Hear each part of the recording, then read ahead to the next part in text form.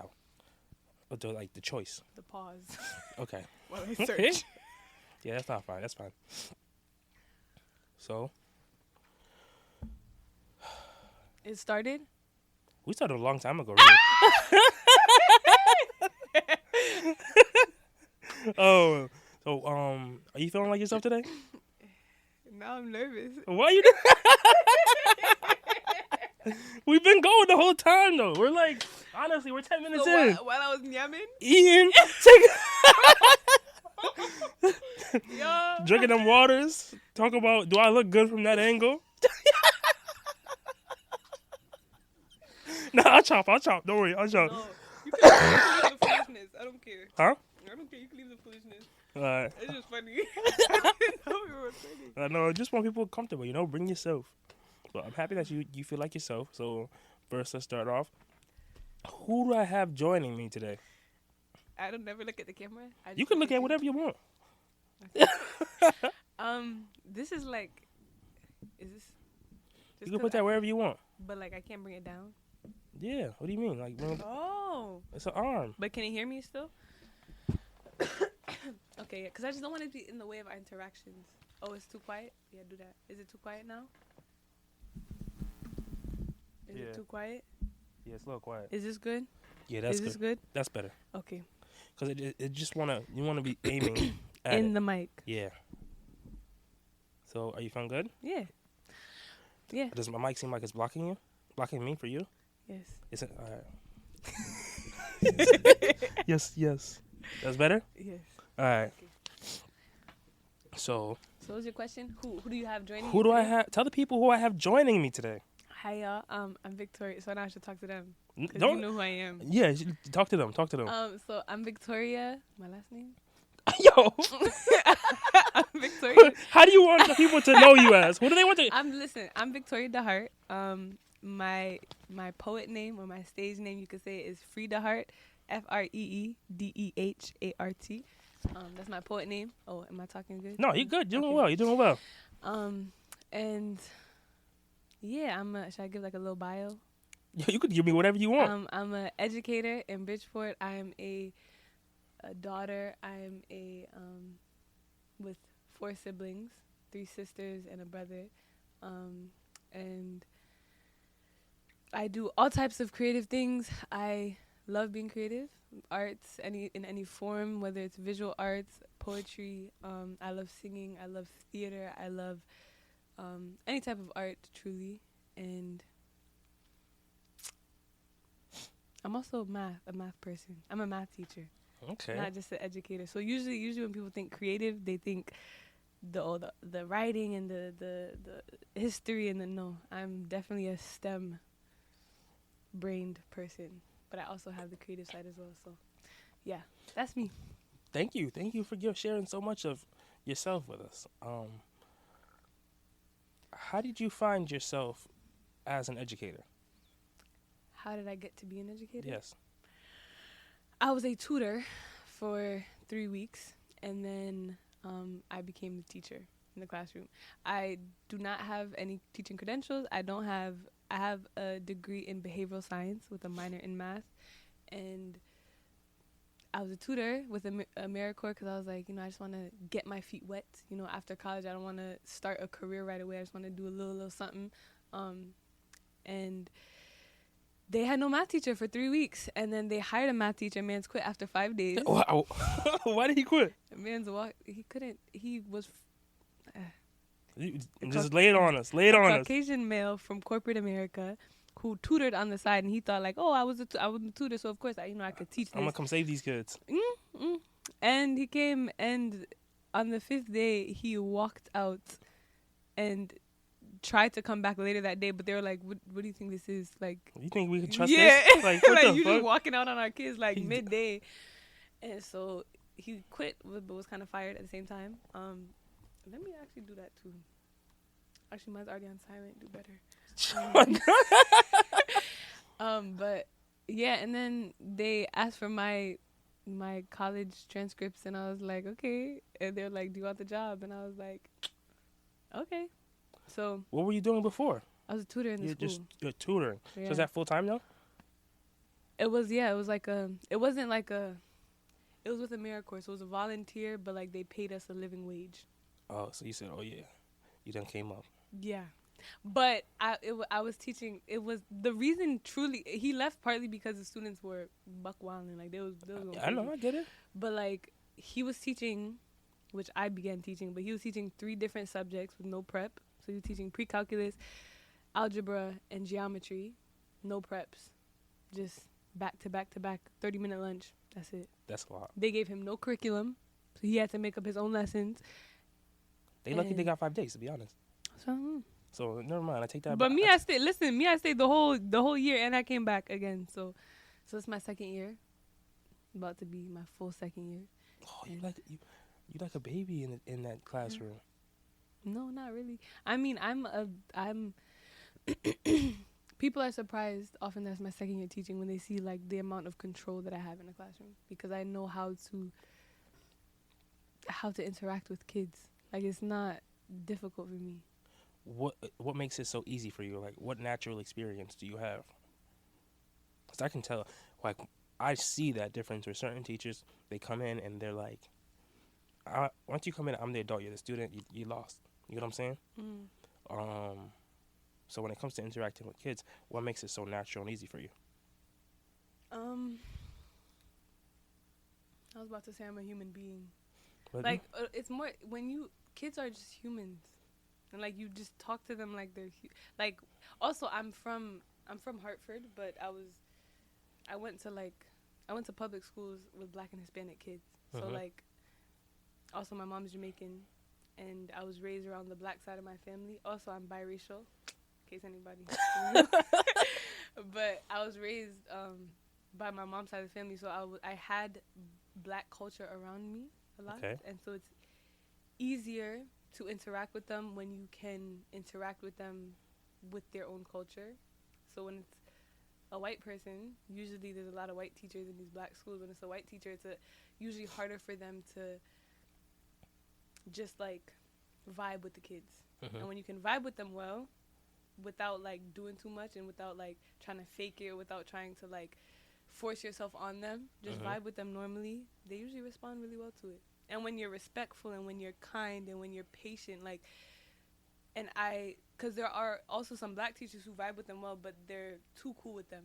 And they walk over them still because it's like, oh, nah, she'll let us do whatever. And But no, I have standards, I have expectations in my classroom, like, and something that I've seen other teachers do, it might not be a race thing, this might just, I don't know what it is, but like, I've seen teachers plead with students.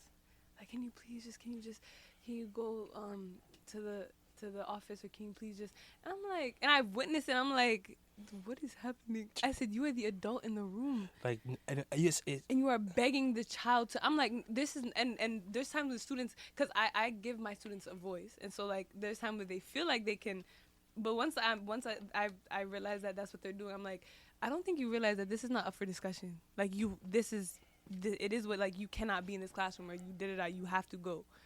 And they go, because, like, there's no, it's not up for debate, so, yeah.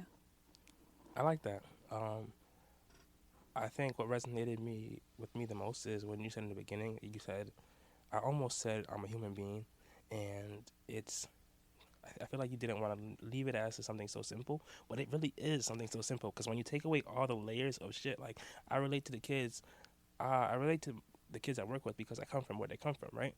But at its root, it's simply treat me with respect, show me that you care, and all these regular things that you would expect from a human being, they give you all that respect, you know?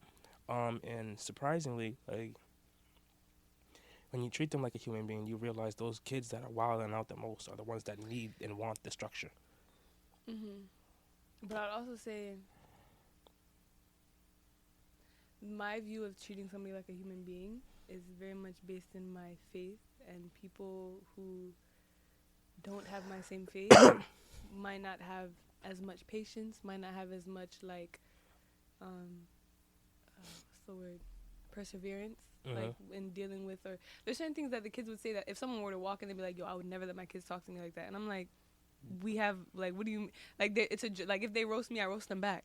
Yeah. Like, it's I don't get, hurt by something a 16-year-old is gonna say to me, unless they're like intentionally trying to be disrespectful. Then it's a conversation. I'll be like, okay, what's the issue? Like, do we have a problem for real? Like, so I don't even remember what we was talking. Oh, no. Treating them like humans. So I have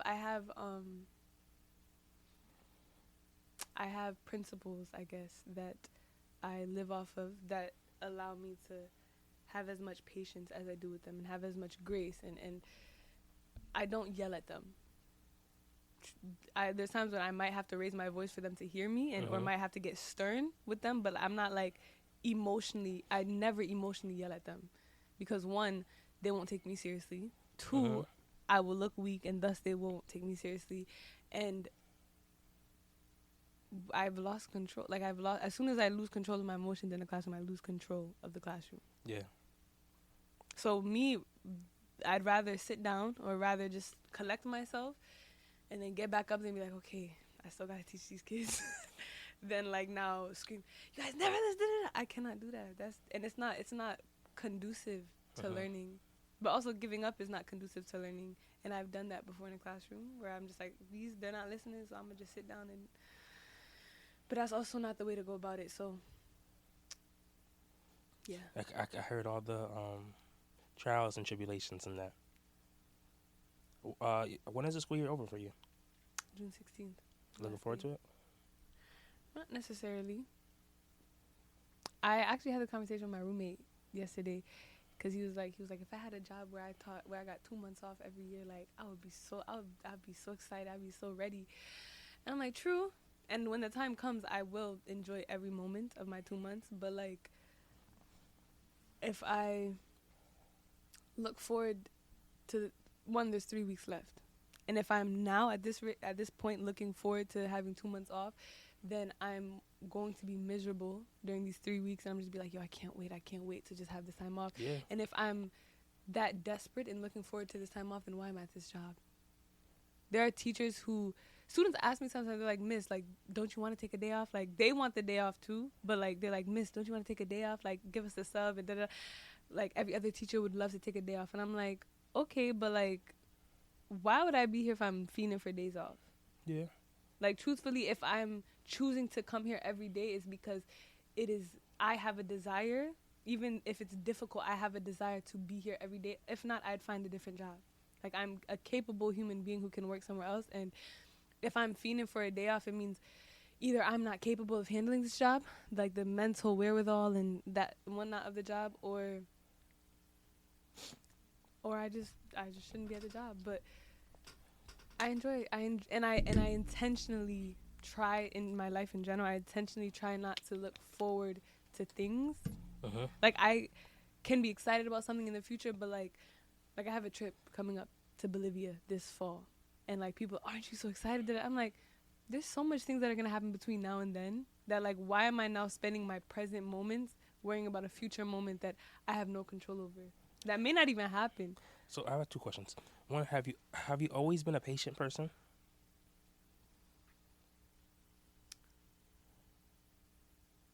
I would say so.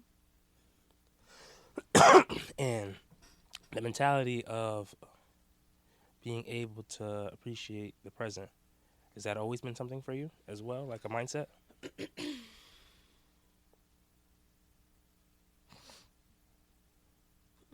Here. I have mucus. Just so y'all know. You want to take a break? No. But, maybe I struggle with anxiety, and because I've struggled with anxiety, people can say like, oh, I'm not, if you struggle with anxiety, you're worrying about something but my anxiety doesn't necessarily come from my worry about the future. It comes with like the right now, like, what am I doing right now that's like, I get anxious about things that are happening right now. I don't really get anxious about the future like that. So even in my anxiety, it's not a worry about the future. So I do think, I feel like in general, I've always been very focused on the present. I don't want to, playing devil's advocate, I would argue against that. That your anxiety does have to do with the future. in the fact that if the things right, when you say that the things right now, is it regarding the things right now and how they will affect your future? Like, cause what is it about the things right now that brings you anxiety? If not, how the future will turn out? As in, my anxiety isn't me living in the future. It is me living in the. Because I feel like there are different types of. You can have different types of anxiety. There are people who are living in the future in their mind, and they're anxious about it because they don't know how this is going to turn out, how this is going to turn out, and it gives them anxiety, understandably. But that's not the type of anxiety I have. I don't. Or that's not where mine comes from. Yes, it is tied to the future. It has to be tied to the future because it there's no other. I get in my the way I understand anxiety. There's no other way for it to exist if it's not tied to. I mean, there could be an anxiousness about the past, potentially. Yeah. But yes, it is tied to the future in some capacity. Like, for instance, a common thing that might happen is if I have free time and I have a few different things I could do. I'm trying to learn Spanish, so I could read a Spanish book that I have. I could listen to Spanish music. I could read a different book that I have, like one of the books about growth or whatever. I could listen to gospel music. I could pray. I could have worship. I could call a friend. I could talk to my mom. I could go to the gym. I could cook a meal. There's a whole host of. You know how to cook? Yes, I know how to cook. Okay. Allegedly. Yeah, I know how to cook. There's a whole host of things that I could do that are productive things that would make me a better me, or that would be beneficial to the person that I am, or the people in my life. But what should I do? How much time should I spend on it? How intentional should I be on it? How this whole host of questions, like, am I doing the right thing at all times? Like, so the anxiety of making the best choice. Yes. Does that ever paralyze you, and you end up not doing anything? It can, and then I just go on my phone and go on social media or go on YouTube and lay down. And then you don't realize that you've opened Facebook 16 times in 2 minutes. For me, it won't be Facebook, but I will go on YouTube and I will just, because I deleted Instagram, I deleted all my other social medias, like not the actual accounts, but the app. So like, there's no temptation for me to go and scroll on those. But YouTube, I just scroll through the stories, and that's when, like, I'm not in the, when I want to avoid the things that I'm feeling, I'll just do that. Okay. But even while I'm doing that, because I know that I'm doing it out of avoidance, I feel the anxiety still. And the anxiety doesn't go away. It's just... It's like rocking. Like it's tired? It's more so... My anxiety is a tenseness in my chest. And it just sits there. And it's just... I just feel it in my chest. That's a good example. So, you're an educator, right? What city do you educate in? Yo, what the is wrong with you? It was too serious for too long. I was like, I need to lighten up the mood a little bit. Yo. Because they won't even be able to know what happened. No. And they can't see. Victoria was making the goofiest face possible. I'm actually going to make sure I post that on Instagram so people can see it. Because I was looking for a solid few seconds before you even looked up. I looked up. I'm like, wait, what the hell is going on up there? Okay, continue. You say you're an educator, right? What town, or if you don't want to disclose, it's okay. I do want to touch on... Bridgeport. So what town are you from? Hartford. How did you find yourself? In Bridgeport? Hold on, I'm going to rephrase that question. What brought you to Bridgeport? The AmeriCorps thing. So when I was looking at the AmeriCorps, they send you emails on, like, what type of, like, of different positions. Like, there was a position for something working with kids in, like, Washington, like the state. And I was like, okay, I could go all the way out to Washington, but I was like, do I really want to go all the way out to Washington? And then they sent me one about, like, a tutor thing in Connecticut, and I was like, one, it's where I'm from, and I went to school in Michigan, so it's like, okay, it's where I'm from. I'll be going back home. I'll be working with kids, even though I've tutored math my whole college career, so it wouldn't be like a step up or anything. It wouldn't be anything different. At least like I'm working in a school, I'm working with kids. Like it's still a different experience that I can learn and gain from. Um, and so I was like, okay, so I'll do that. And it happened to be in Bridgeport. So So did you just get up and move to Bridgeport, or were you commuting? no, I moved because Hartford is an hour away. That's too much. That's deep. I'm not. Yeah, no. It's deep. So they had housing for us because they paid us very little. So they had housing. To make sure everybody was straight. Yeah. So how did you deal with the transition when you were hired full time? Were they like, nah, you got to get out? No, they kept me there. Praise God. They kept me in the place, and it was technically they were supposed to be taking out I think $100 a month for living there. So it was like mad cheap rent. But when they started paying me my new paycheck, my teacher paycheck, they weren't taking it out, and they kept me there. So I was living for free essentially on a teacher paycheck. For how long? For how long? For the whole year. Oh.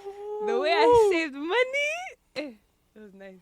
That must have been beautiful. Yeah, no, it was. And I'm a saver, so like I saved not 90%, but I saved a good portion. So you take me out to eat after this? No. Okay. It was worth trying, guys, right? Yeah, I had to try. I got you. You can get food. All right. At Stop and Shop. Hopefully you're a student working there. You're not going to give me a discount anyways. That's a big jump, like a move away from home. Like, No, but I guess I moved away from home for 4 years in Michigan. for Michigan as well. But this time it's like, it's not like you're moving and you're going to school and you're bettering yourself. You're like trying to figure your life out. I think because and also so they gave us housing, and I wasn't by myself. I had 2 roommates. Okay. So it was almost like college 2.0. Once I started working for real, like after the 3 weeks of me, I keep forgetting it's 3 weeks because the training was like a month. 3 so weeks we had of what? Of me being a tutor. Okay. The training lasted like a month, and then there was 3 weeks of tutoring. So it feels like a lot longer than it was, but it was really only 3 weeks of me being a tutor. And before they gave you the bag. Yeah. But once I started working, my mental health dropped. Like I wasn't fully healed from some previous trauma. And so it kind of just snowballed, I guess. Mm-hmm. And it got a lot worse. And I was just on a day-to-day, like, I'm just surviving every day. Going to work and getting through it.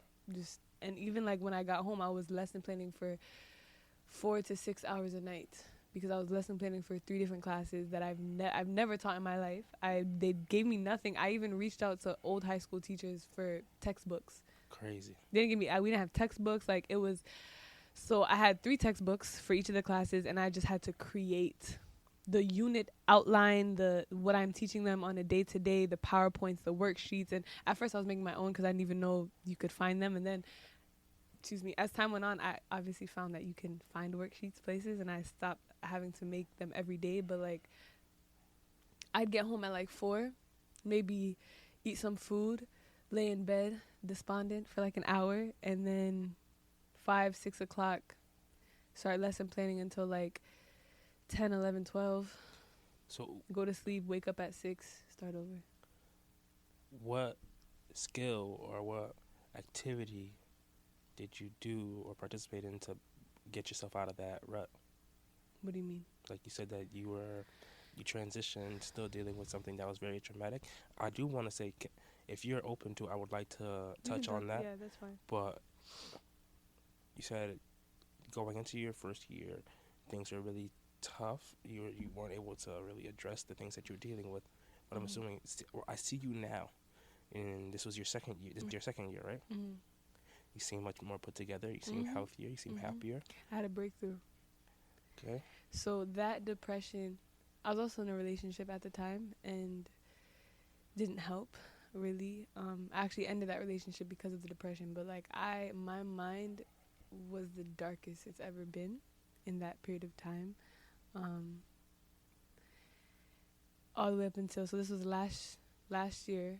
So it was the year before. It was 2021 fall until 2022. This is talking about her trauma. He takes out his phone and starts recording. Yeah, you can't. You're supposed to act like I'm not doing this. Like, what's wrong with you?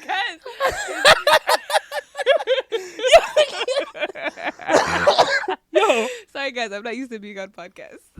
Okay, anyways. So what was I saying? What was I saying? Oh. So from that fall to that spring, or not spring, like February,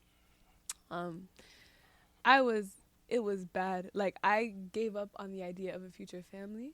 I gave up on the idea of getting married. I gave up on the idea of my relationship with God was non-existent. I knew God was real and I knew he was there. I just didn't care.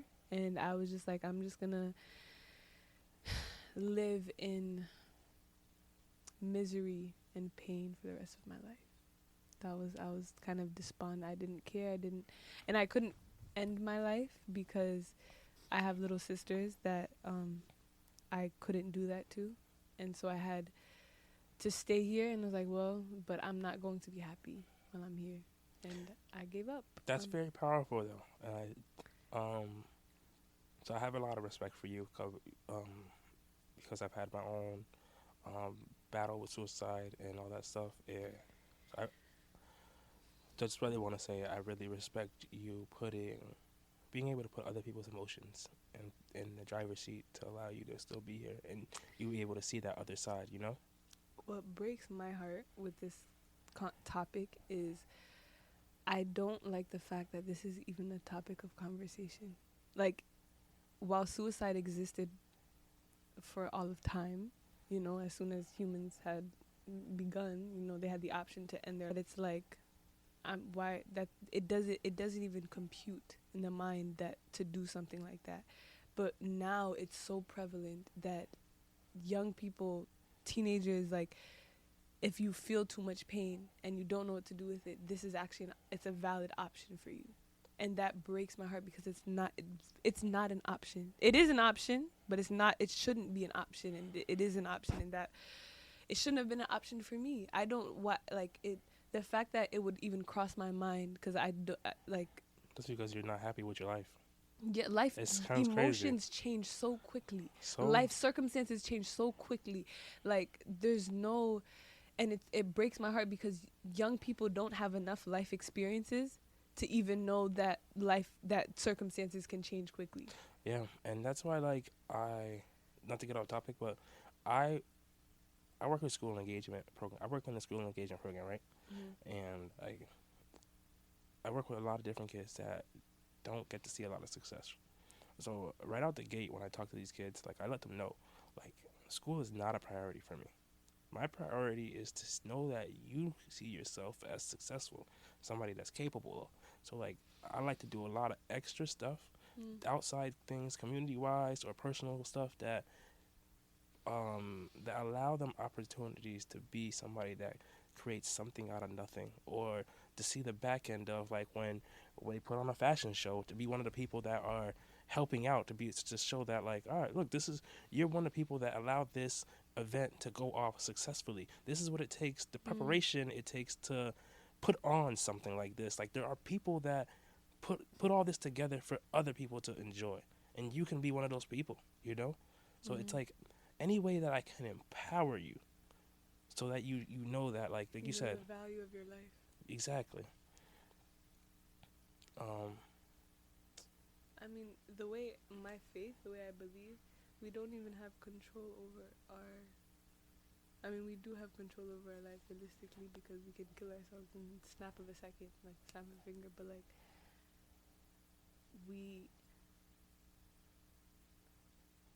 that's why killing somebody is such a obscene thing. Like, it's so like, how could you? Like, you don't have control over somebody's life. You don't even have control of your own life. This life, you did not create yourself.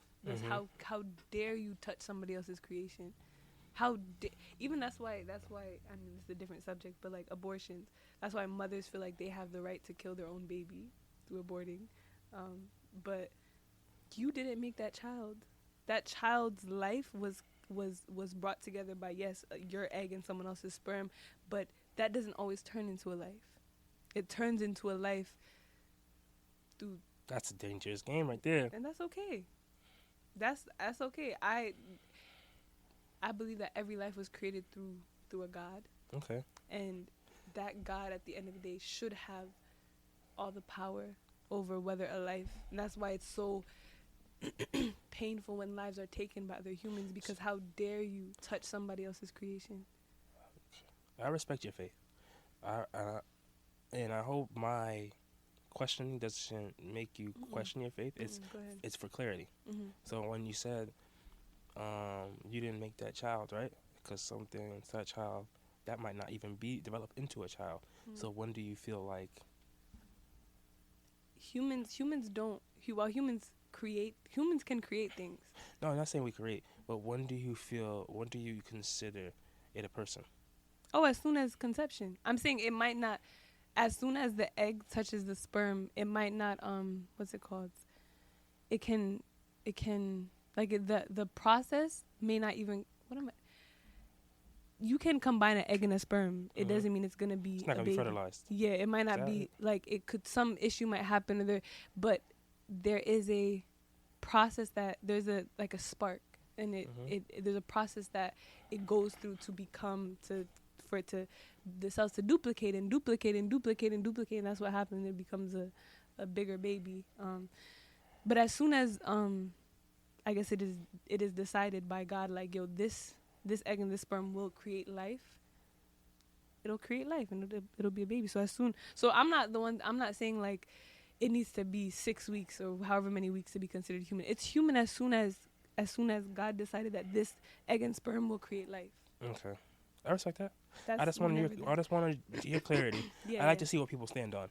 No, I hate the idea of abortion. I hate the idea that we feel like we can kill something that we didn't make.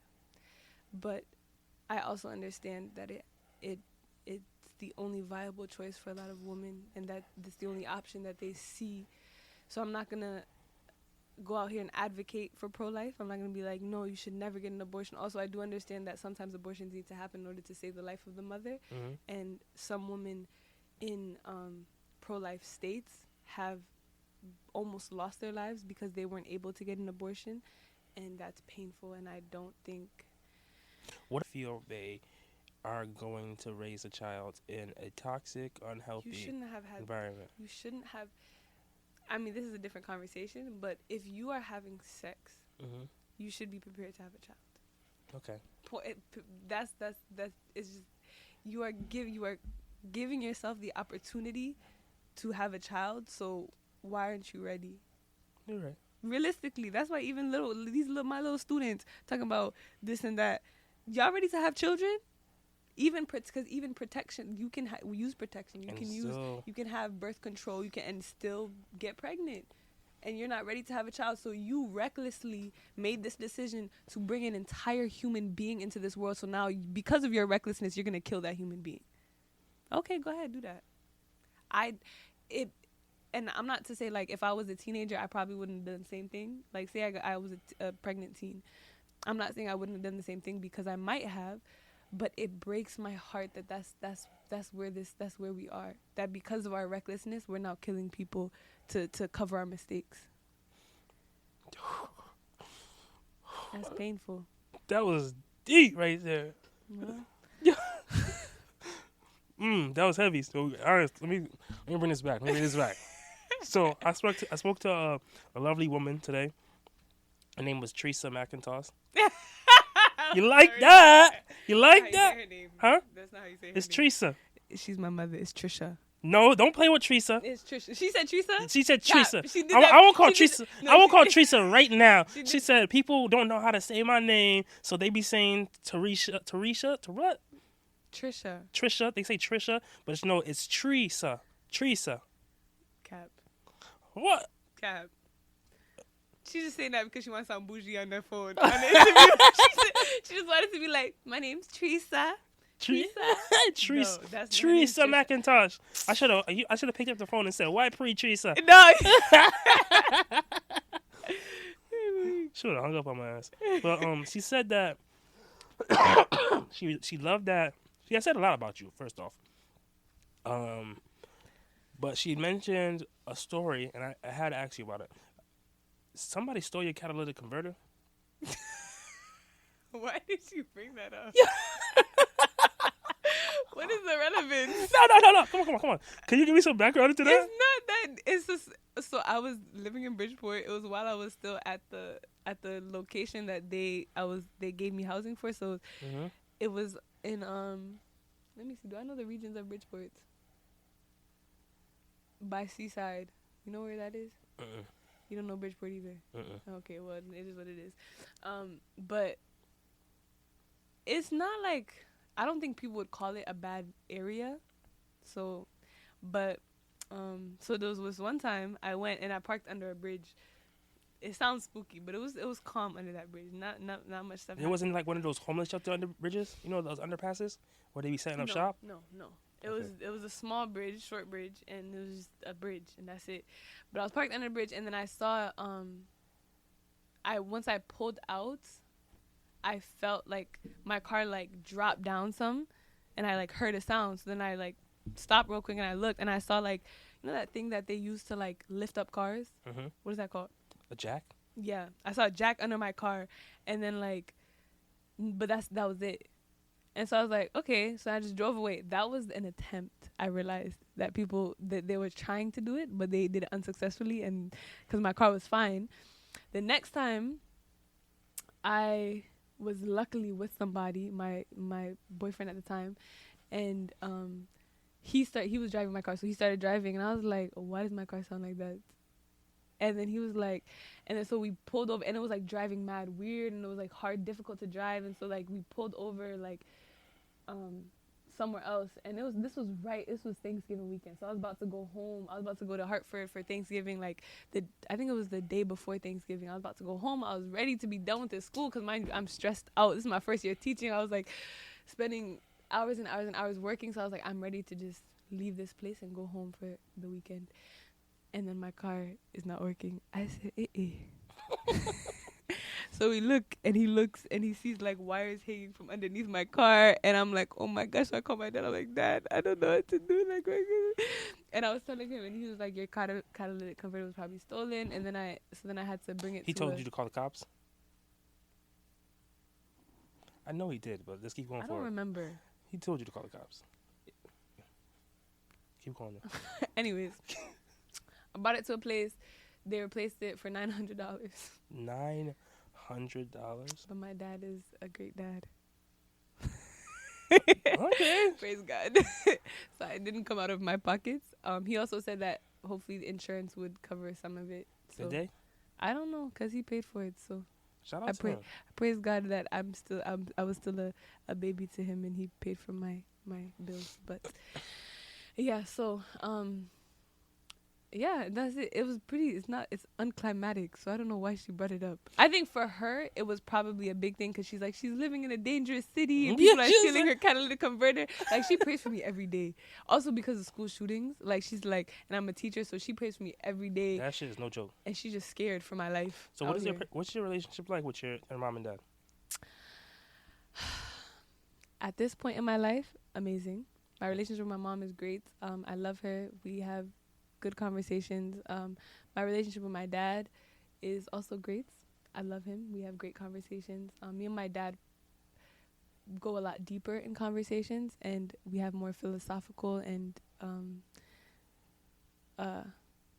philosophical conversations because he knows how to handle those conversations, and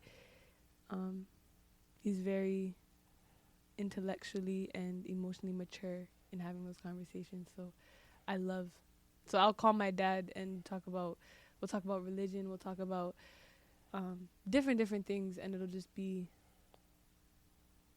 great. And my mom, she can be emotional, or she can be or she'll like me and my dad can have a conversation, and then he won't like call me, so how's this doing, how's that. If I have a conversation with my mom, she'll be like, every single day for the next 2 weeks, she'll call me, oh, so how are you? How's this? And I'm like, Mom, this is why I don't tell you these things. But I love them both, and my relationship with both of them are great. It wasn't always like that, but that was an intentional thing. Intentional thing to fix? Yes. And what was the breakthrough in that? Realizing that they're my parents and I want to have a good relationship with them, and I want even my older sister, because we've had a tumultuous relationship. I want my kids, if I don't heal the issues in my family, then I'll bring them to my kids, and I don't want my kids to witness that, to witness like if I were to still have a bad relationship with my mom, to witness like me not being able to hug her, me not being able to, or them never seeing their grandfather because I don't have a good relationship with my dad. Like I want to fix it so that when they come, they see what a good family, a healthy family looks like. And That's beautiful, because I talked about that recently with a friend of like, you really do have to be that change in your family. You got to break that cycle. But I have to ask, does breaking that cycle look like you sacrificing? Like, do you get where I'm coming from? Like, how do you work on relationships with adults when they could be stuck in their ways? I praise God that my mother is one who is open to change. When I talk to my mom about, like for instance, she, like what I said earlier, if I bring up a conversation to her, she'll bring it back up for the next 2 weeks and just kind of pity me and feel bad for me.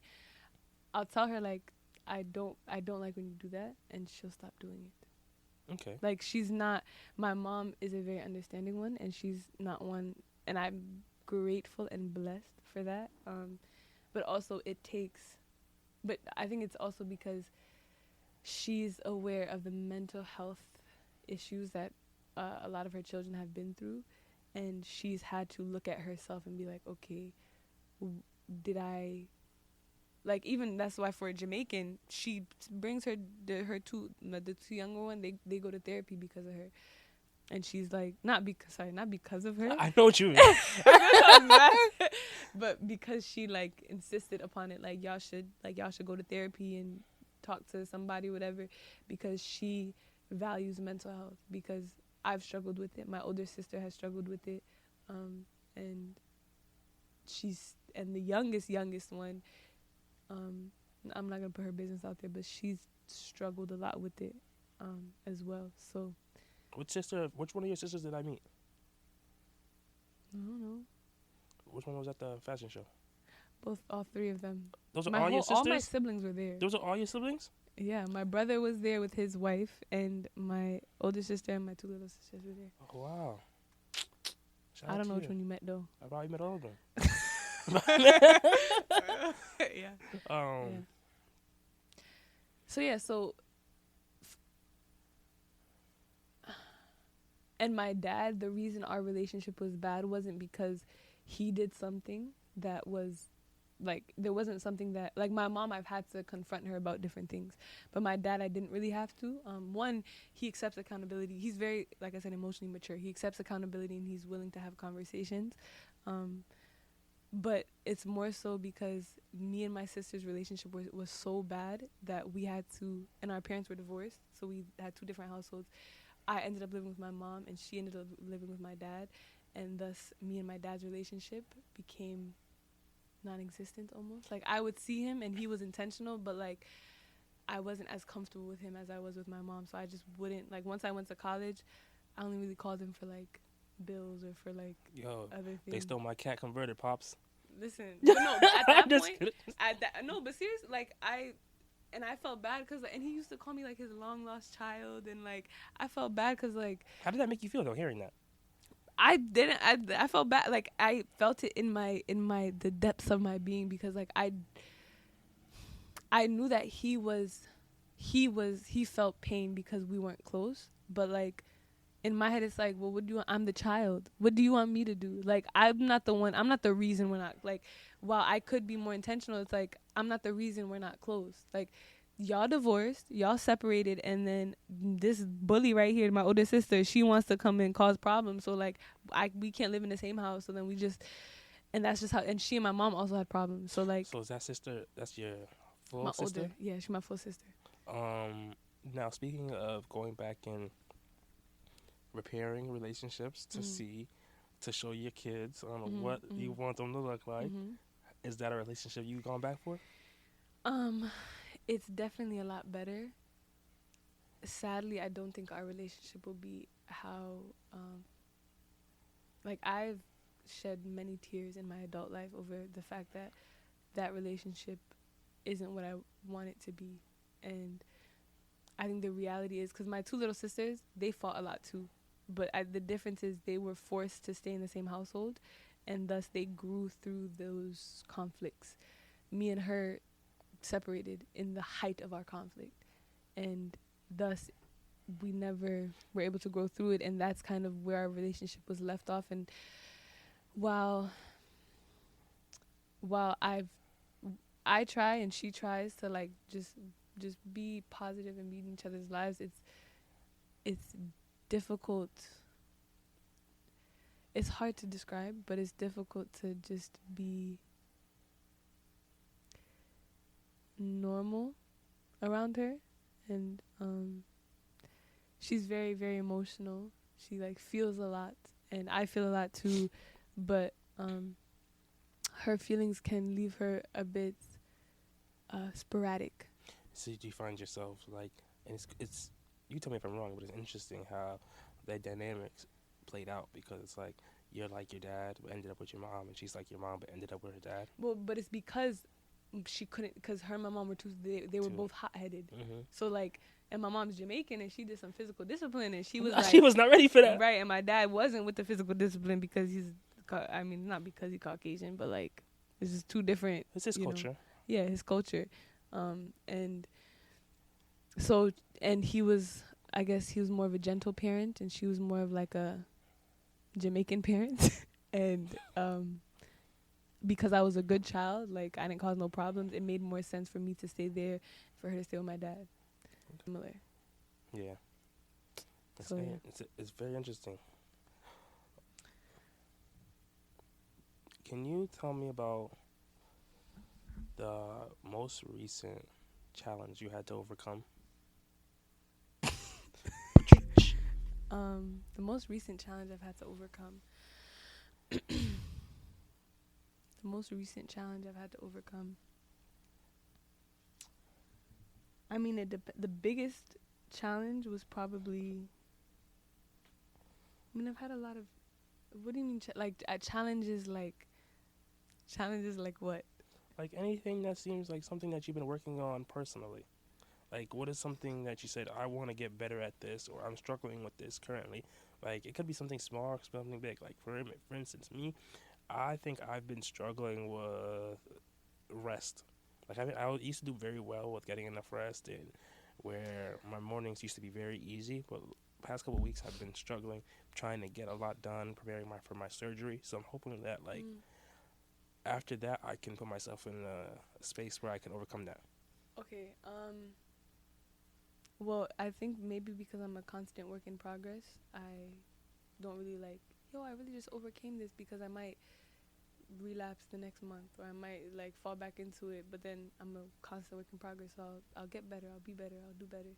But I would say in general, something that I've been actively working on and I've been better at is I used to sink into sadness a lot and allow myself to sink into sadness, but as I've gotten older in general, and also because I'm very family minded and oriented, I'm aware of the fact that if I have kids and they're young, and or even if they're older and I'm sad, I can't just sink into sadness with kids. That I'm gonna teach them how to deal with emotions, and they're gonna start sinking into sadness whenever they feel something. They're just gonna stay there and pity themselves, and I don't want to teach that to my kids. And so I want to deal with it now, and I think that's a big motivating factor for why, like, if I feel, say for instance yesterday, the whole day up until like 4 p.m. I was not, my emotions were not it. Like I had a chaotic last two 2.5 weeks, and this week I was kind of like recouping, rejuvenating, and even so, like Saturday came and I was just not. There's just a lot going on in my head, in my life, in my emotions, and I allowed myself to sit in it for like the whole day essentially. But then I realized, I was like, Victoria, you can't just like you are an adult. You cannot just sit in your emotions anymore. And so I got up, sat on my floor, and started praying, started reading the Bible, I called a friend that made me feel a little bit better, and then I took my blanket and went and some books and went to a lake to sit by the lake and just take myself out of that. What lake did you go to? It's a lake in Fairfield. Mohegan? Mohegan Sun. Lake Mohegan? Lake Mohegan Sun. Are you saying like Mohegan Sun or Lake Mohegan Sun? I'm capping. I don't know. Because I only mention that because, like, I think everything that you're saying right now resonates so deeply with me because, like, that is something that I used to do. I used to deal with depression and Mohegan anxiety. Recreation. It is Mohegan. Okay. So I was actually there Wednesday night because I felt the same way. Like, I was really anxious, and instead of diving into a diving into a habit that's negative or just being sad, I said, you know what, I gotta get out. Yeah. And I went and I just stayed at the lake for like 2 hours. Yeah. So that's something that I do try to work on, and I appreciate you giving out different activities that somebody can do. But you want to say something? I was gonna say so for me, I could have started cleaning, I could have things, and yes, it might take you out of that, but I think those are still distractions. And I realized that I needed to. Is this too far away? No, you're good. You're good. You said those are still distractions. Those are still distractions, and I realized that if I got up and I just started cleaning, I would still feel what I was feeling in my chest because I know that I'm still avoiding the dealing with it and the facing it, and so that's why I was like, I just need to sit and I need to pray. And I need to sit and I need to think. And that's what I knew I needed to do. And so that's why I went out. And someone ended up calling me, and I ended up sitting in my car, but I was still facing the lake, so it was still a beautiful view. But like, I wasn't able to just be alone. But my whole mindset shifted just by me going outside. Now, that's what I was going to say. Nature, whether or not you are a person of faith, the reason how I understand the reason nature is so effective at taking people out of depression and anxiety is because we were created literally from the dust of the ground, at least in my belief. We were created from the dust of the ground, and that's what our physical bodies are made out of. Like, we and this earth are the same. We just have the Spirit of God living and breathing in us, and we're these living creatures who can speak and think and act and create. But like, that's why trees, like, it's the same. That's why we disintegrate into the earth, because that's what we are. Like, we're made from this thing. And in this man-made society, when we're too separated from it, there's concrete around us, how can we're separating ourselves from the source of where we came from.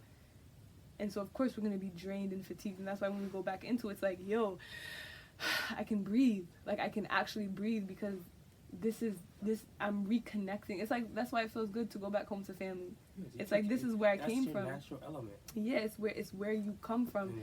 Whether or not you realize it, whether or not you believe it. You can't forget it. Yeah, and it's like, that's why it feels good to, like, walk in the sand, or to, like, people don't be doing this, but, like, walk barefoot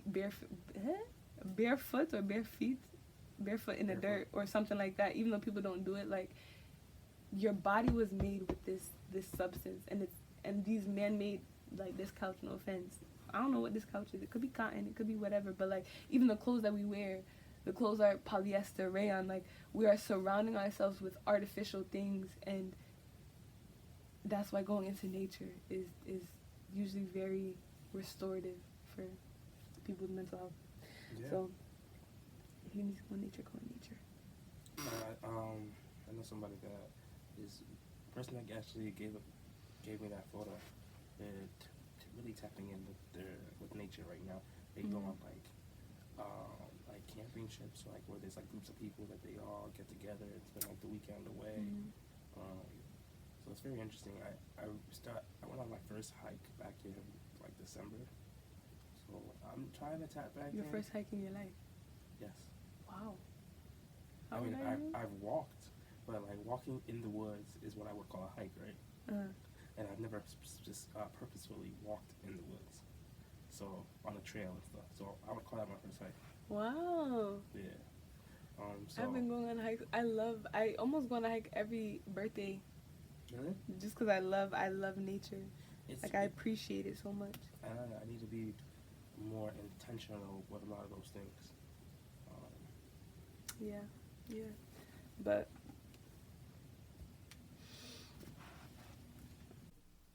I don't remember what we were talking about. I know we were just trying to go in, and I liked it. So talking about how finding hobbies. Went on my first hike because I really, I kind of feel like I kind of know you, but I don't. Yo, can you stop? Fidgeting? No, like, yeah, no. You looked at me for a second. I was like, yo, this is not.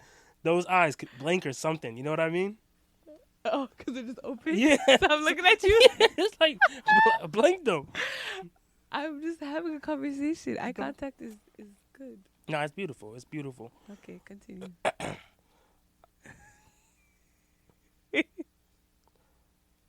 What are you most afraid of? In life? Mm-hmm.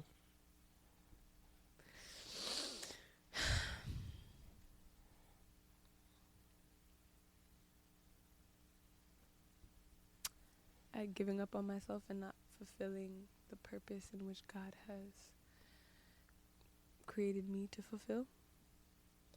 And what is that purpose? I don't know. You're still looking for it? Not looking. I am just walking. And I think there were certain periods in my life where I was like, God, show me, like, what is the big plan that you want for my life? Like, what's the, like, other people have these big dreams and big goals and I'm just like, I know I'm not going to be a teacher I might be. Like, that's the thing. I don't know what the overarching thing of my life will be, but I do know that every day I'm just going to walk in love and walk in purpose, and whatever that leads to is what it leads to. And I have no desire to look for my purpose. I live in purpose every day, and if there happens to be this big thing that I end up doing or becoming or whatever, then it'll come, and when it comes, then I'll be ready for it to come. So what is today's purpose for you? To come on this podcast, to go to my sister's, to go to my mom's house and watch Little Mermaid with my sisters. You going to Hartford? Mm-hmm. And to just be, to be. And every day has its own purposes, and there are days where I'm not aware of the purpose. Like I might, so for instance, it was like the other day, I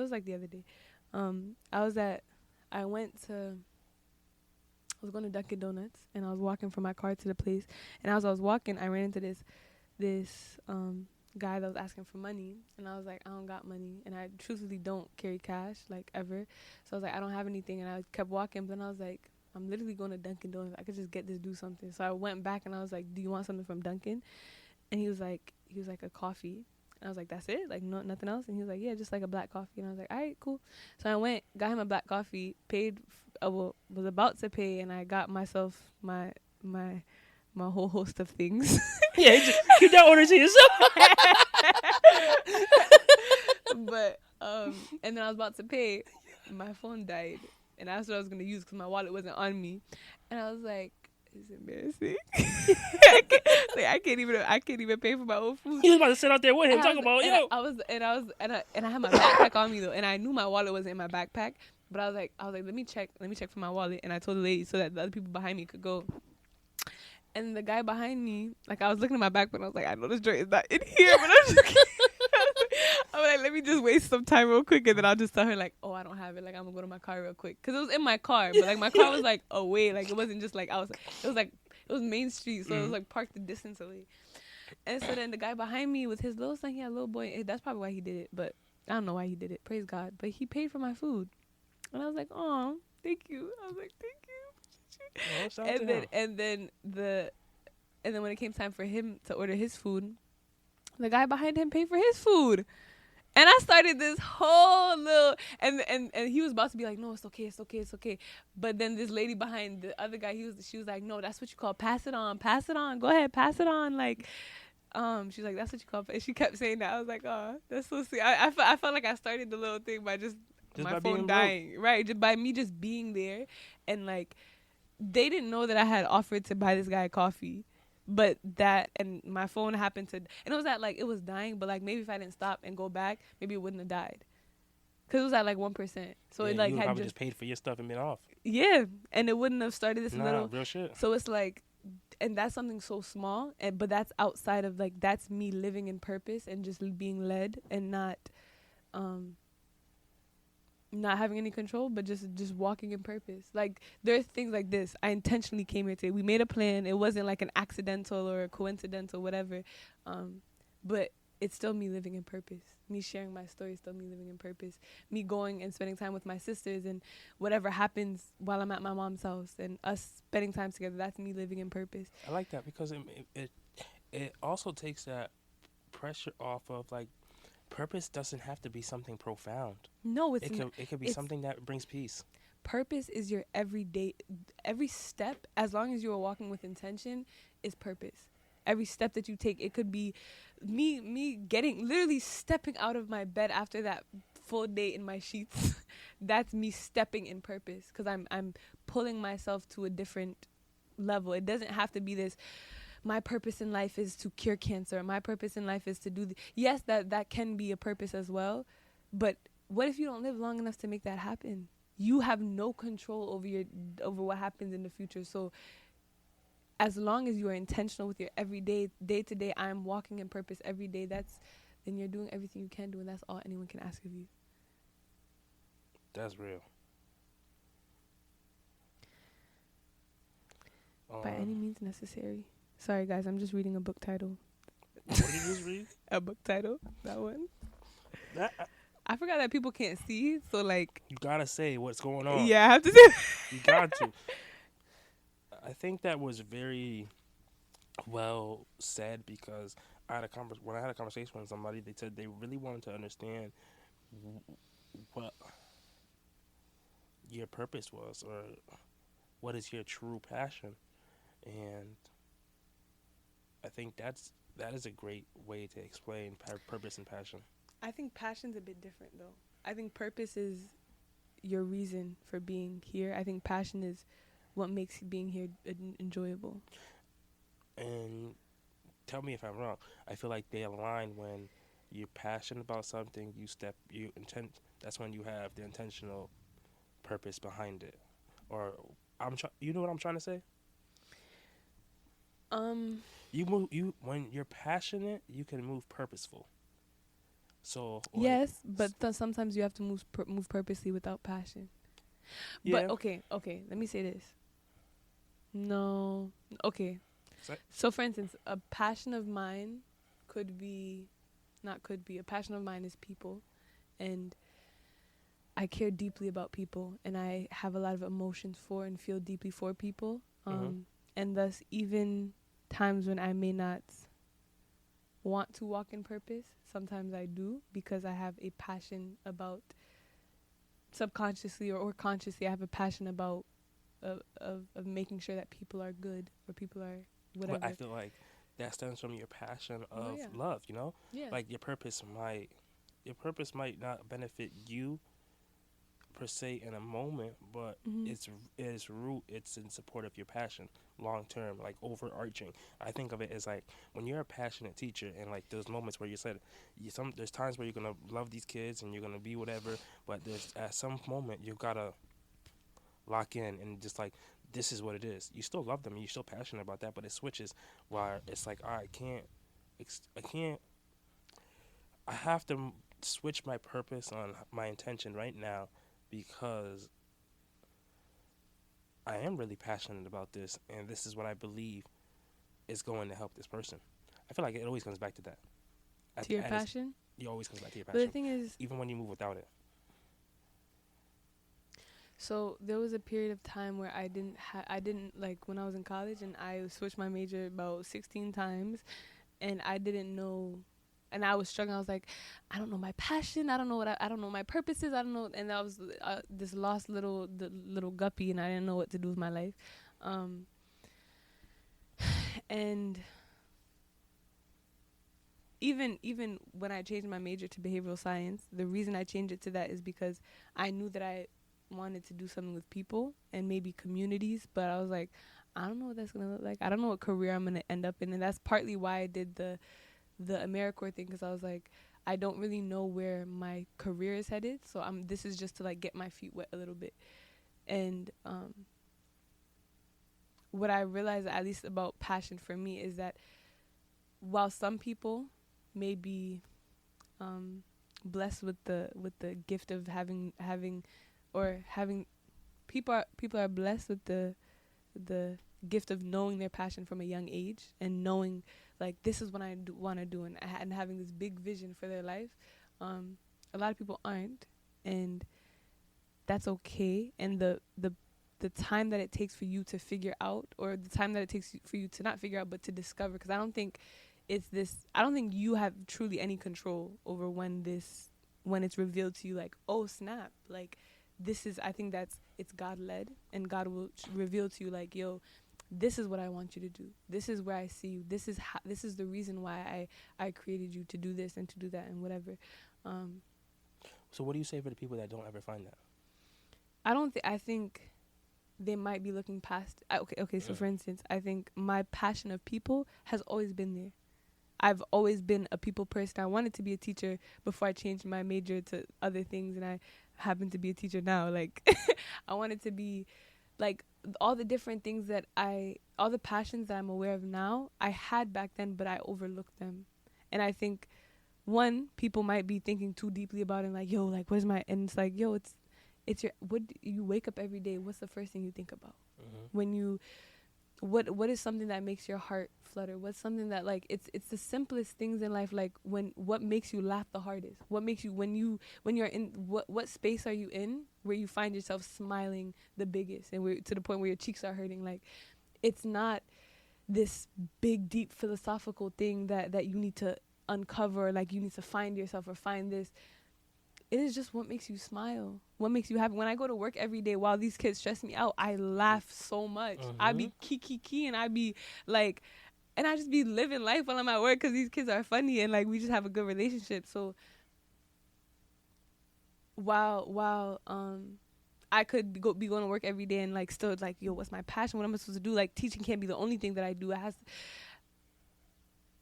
I'm passionate about kids. I'm passionate about working with young people, whether or not I want to. And I think that's another thing. Maybe people judge their passions and they don't want to be passionate about certain things. So maybe they're like, no, that's not a passion of mine. That's just a hobby. That's just but like, I think there's too much pressure on discovering passion, discovering the purpose, that we now get anxiety about trying to discover, trying to find it, when it's like, yo, just live your life, and you'll realize, like, yo, I really just enjoy playing guitar. I really just enjoy reading books. You could one of your passions could be reading books, and you might end up teaching little kids how to read, and that might be you stepping into purpose because of something that you just like doing. And I feel like, you could correct me if I'm wrong, or this is how I've been picturing it. After listening to you, getting been able to put this thought together better. Like, there is too much pressure, and I think with all these influencers and the social media, mm-hmm. there's too much information where so many people, they paint this picture like everything is figured out, or all you need to do is do this 10-step thing and you'll reach this result. So I feel like a lot of kids run from ambiguity. So like, they go into a situation thinking one way is the right answer, but I'm like, no, there's multiple ways for you to get through this situation, and you have to be okay with picking one of those ways and not doing something else. Yeah, you might have a different outcome, and it's not going to be this exact thing, but you'll still move forward. You get what I'm saying? Yeah, I agree. And and I think it's that comes back to the whole empowering them through failure. But I think also, sadly, the society that we live in, because kids are expected to know kids are expected to know by the age they're okay, a few things. One, because of the age that we live in and the society that we live in, kids have complete control over what they do with their life. Yeah. Essentially, like, you're not just raising your family's business and you have to take over the farm or take over the family business or do this, like, or you're blocked by gender or you're blocked by race. Like, you have literally, especially in America, you have complete control, essentially. Like, you can do whatever by any means necessary, whatever you want to do, and you can accomplish that thing because it's a society, it's the society that we live in. But that is an extreme amount of pressure, because then it's like, it's all up to you to decide, out of the vast opportunities that are out there, you need to figure out what you want to do by the age of 18 so that you know whether or not you're going to go to college, trade school, just go straight into the working for it. Like, it's a lot of pressure on kids to figure these things out. And I work with these kids of this age, and they're like, I don't know what I want to do. And that shit is hard. As you think about it, I have to think about a different approach as well, because I have students that, like, you ask them, what do you want to do after school or after high school, and they're like, yeah, I want to become a nurse. And I sit with them, and I'm like, okay, but now let's look into the different nurse professions. And they're like, holy shit, I have no idea which one of these 20 nurses I want to be. And you know what I mean? But I mean, something like that, like, they can figure that out even as you go to school for nursing, and then either on the job, like, you can be just a general whatever, and then on the job you can discover, like for instance, I did geometry these past 2 years. I hate teaching geometry. I've realized I hate the subject. I think it's pointless. I think if anybody in the Department of Education is listening to this, we should not have it as a required course for graduation. This girl's crazy. This girl's But that's just my 2 cents. But I've realized that as being a math teacher. So if you would have asked me in college, I didn't even graduate to be a math teacher. But if you would have asked me, like, which subject would you teach in math, I wouldn't know which. I wouldn't be like, oh, well, this is. I think a lot of it is just trial and error, and that's literally life. Like, you're not supposed to, like. And that's what gave me peace when I was stressing out, like, yo, I don't know what major to change to, because I went from math education to engineering, or thinking about engineering, to changing my major to nutrition, to changing my major to behavioral science with an emphasis in public health. So I went to four, and I thought of being within those. I thought about so many different things because I lean towards, or my mind is geared towards STEM.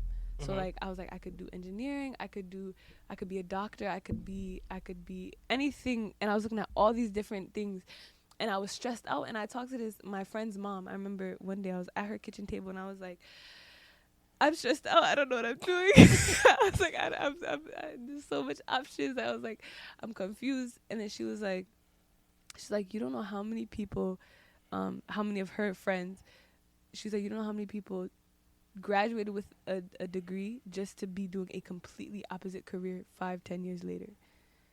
And I was like, okay. So I was like, and me, I happen to be one of those people right now, but like, I was like, oh, so like, it's not that deep.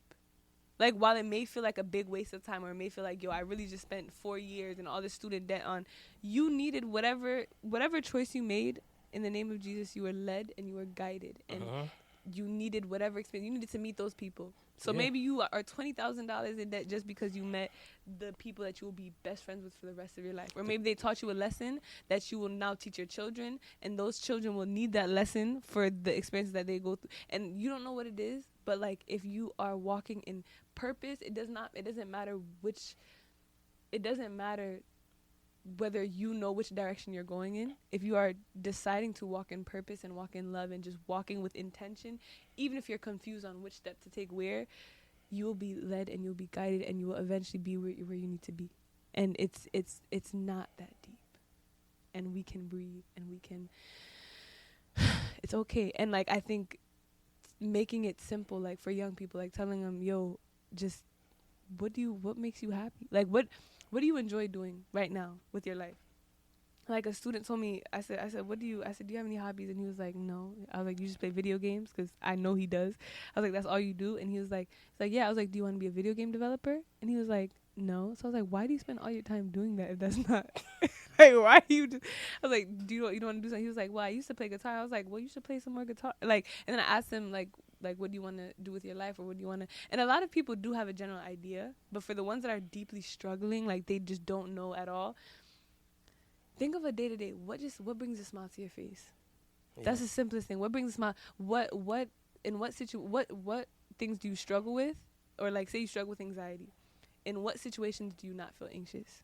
Say you struggle with depression. What situations make you laugh? If say you struggle with talking to people, or you're even that, like maybe do something that's less, and people and adults can help guide young people in these decisions, but like just what makes you happy, what brings a smile to your face, because you're gonna be there 8 hours a day for mad long. Try to find that peace. And I'll tell you from experiences, shout out to you, because work does not feel like work. Some days I find myself working 12-hour days, 11-hour days, 8-hour days, and work just does not feel like work.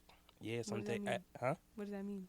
Like I wake up and I look forward to going there. You get what I'm saying? I could spend 12 hours there and it not be like, damn, this was.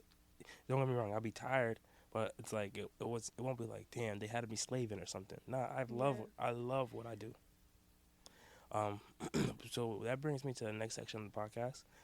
It's called where I deal with the Book of Human Emotions. Well, it's by Tiffany Watts Smith. I'll mention an emotion that she studied and defined, and you let me know if you've ever felt that way. Okay. The emotion I have for today is called Malu.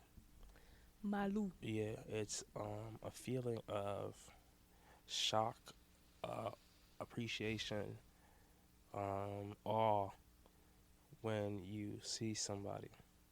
It could be somebody of higher status, could be an idol you have, shock. Could be a mentor. It's like being starstruck. Have I been that before? Mm-hmm.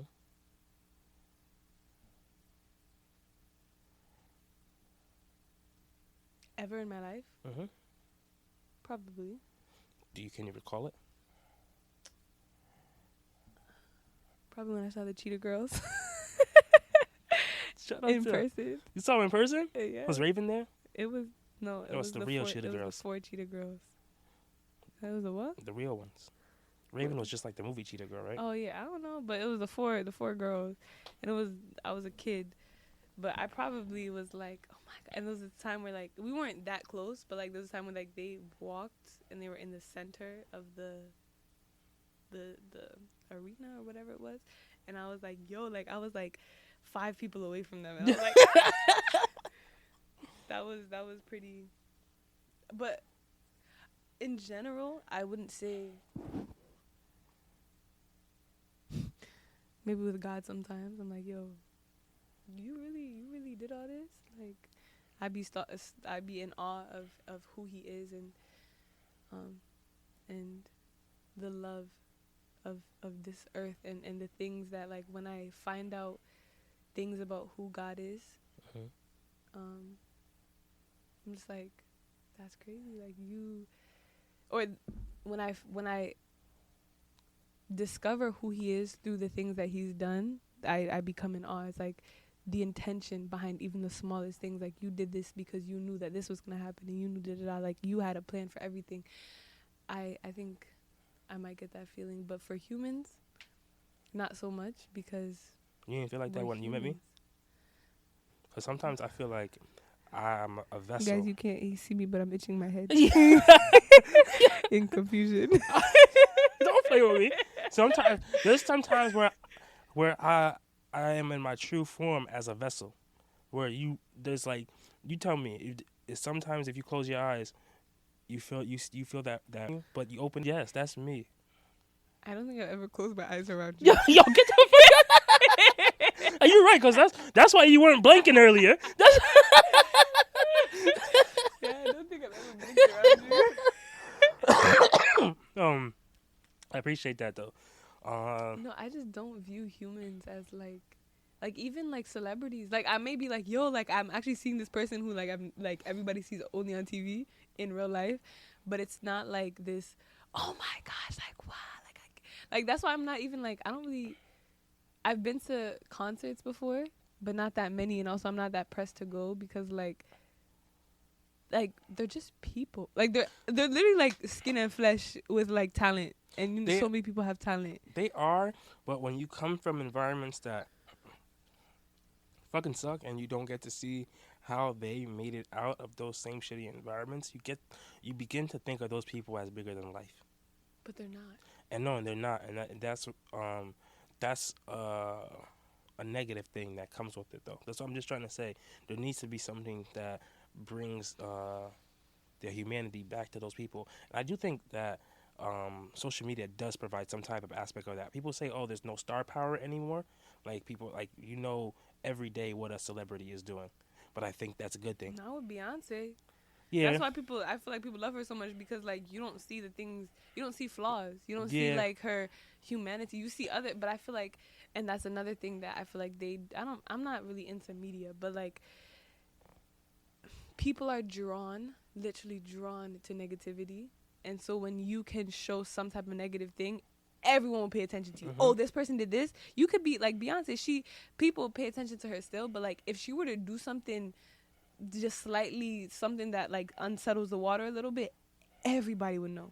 yeah. Everybody, and I don't even pay attention to media, but somebody would tell me. Yeah, they'd be like, Beyonce did? Yeah, Like, what? right. And it's like it's nobody's business. Nobody should really care because it's only her and her life. But like that might those little some of them might be intentional, or it's just people living their lives and they happen to make a mistake. They happen to do something, and like everybody's just paying attention to them. Yeah. But like I don't remember what I was saying. You was going hard though. You was going hard. But I don't. Yeah. But they're just people. They're literally just people, and that's it. Like they're talented people, but I've witnessed genuine talent in real life. And maybe the times like that, I'm just watching. I'm just like, yo, that's wow. Like that's beautiful. Like you're incredible for being able to do something like that. And I wouldn't say that's. Maybe I'm in awe of their, but I'm not starstruck, or I'm not like. I think I am in awe, maybe, but not. I think it's different when like. I don't know. Can I jump in? Continue. I think for me, what makes me feel like that is when I see somebody do something that I can tell that they put a lot of time into. Like, for them to be at this level in their craft, they put the 10,000 hours in. And I'm just throwing that out there. I don't believe in the whole 10,000 hour thing, but they put that time in. Like, I know one of my students, she has a girlfriend, and I don't know her girlfriend from anything. What did they say? Something on the wall, a fly on the wall, or something else. You don't know her girlfriend. A fly on the wall is someone who's like, no, I wish I was. I couldn't tell you the difference between sign on the wall, something. Well, so, but I don't know. I don't know anything about her girlfriend, right? But like. We have multiple conversations. Every time I see her, I'm like, yo, make sure you're in school. If she's skipping class. And then one day, she came to the poetry show on Friday. And before, when everybody they were one of two of the students that were helping me set up. She's playing the piano, right? And that intrigued me because, like, all right. Later on that night, I spoke to her. I'm like, yo, I noticed that you played the piano, and that really interested me because she's in high school. It tells me that at some point in your life, you sat down and you put time into learning how to play the piano. She was playing song after song after song. And I'm like, I really respect that. And I love seeing kids from the neighborhoods that they come from do shit like that. I wouldn't call this in awe, but when at the show on Friday, so for context, I invited two of my kids to perform a piece at a poetry show, and they've never performed. Well, one of them never performed poetry in general, and the other one, we have these little like open mics at my school that I host, but like that's about it. That's all she's done, or she's performed in front of her friends, but like that's it. And I invited them to this big show in Stamford. Like they're from Bridgeport, and it's like this. If y'all don't know Stamford versus Bridgeport, it's just the city versus like the upper class or whatever. So it's a different vibe.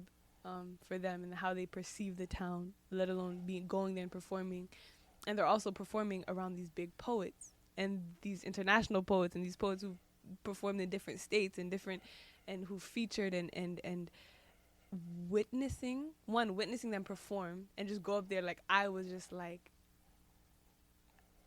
captivated by just watching them take hold of the stage and just do their thing. I was like, yo, and then witnessing them witness the actual seasoned poets and just them being in awe of it. And I'm just like, I really introduced them to this. Like it was such a blessing. I was like, this is literally what it means to be a teacher. That moment right there, it was like the fact that I have introduced them to something that they wouldn't have been introduced to otherwise. This is what it means to guide, to educate, to teach. Like I taught them both math last year, and they were my last year students. I taught them both geometry. I don't care if they remember anything from geometry, but the fact that I was able to bring them into a space where their minds were expanded, and they were both, at the end of the day, they were both like, when's the next one happening? When's the next thing? Like when? And they both were like, I want to do this. Like and they were talking about like the poetry community in Bridgeport. They were like, oh, like, can we do open mics in Bridgeport? Can we? And I was saying, like, there's a big poetry community in Bridgeport. And it was just so beautiful in the conversations that happened out of it. I was like, I was captive just watching them, watching these people. I was like, shout out to you, for real. I was blessed because I didn't even know I could invite my kids to do something like to be in the show. And so Brendan had told me like, oh yeah, like, do you have any kid that would want to? I was like, yes. So I was given the opportunity to give them the opportunity, and I'm beyond grateful. I want to say this now because I don't even have to edit it out. I want to seriously do something like where we do quarterly open mics at the same location, possibly. In Stamford? Stamford's far. I want to open it to the students, though. Specifically students. But I know it's far, but maybe we can do open mic here, and I'll pull up quarterly? An open mic. Oh, like every 3 months? Yeah. Sorry, 4 months. Oh, 3 months. Can I do math? Guys, she teaches math. Just remember that. She teaches quarterly. That's why she don't like those shapes. I said 3 months first. I was correct first, and then I changed it because I was confused. Oh, every 3 months. That's not bad. No, that's not bad. And if we time it out, around the traffic, you know what I mean? Yeah. Like we could push maybe a show onto a Saturday, so it's not too much traffic, rather than a Friday afternoon. You know what I mean? Sure. But we can think about it in the future. No, but yeah. When was the last time you cried?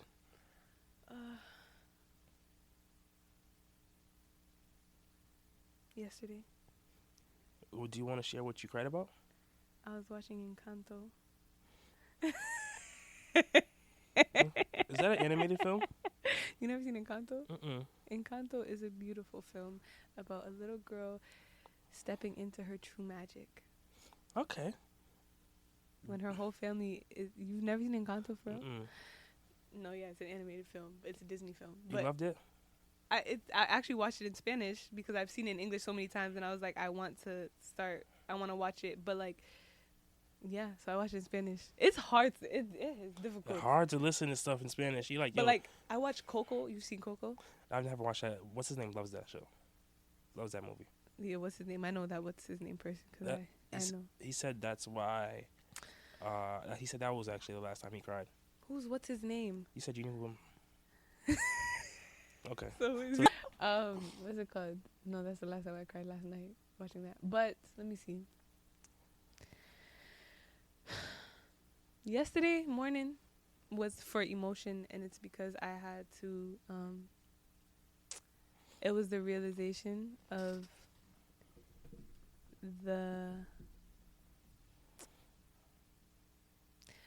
it wasn't the final. It wasn't the first realization, but maybe I guess the final realization, or just another realization that I have to let go of somebody in my life, and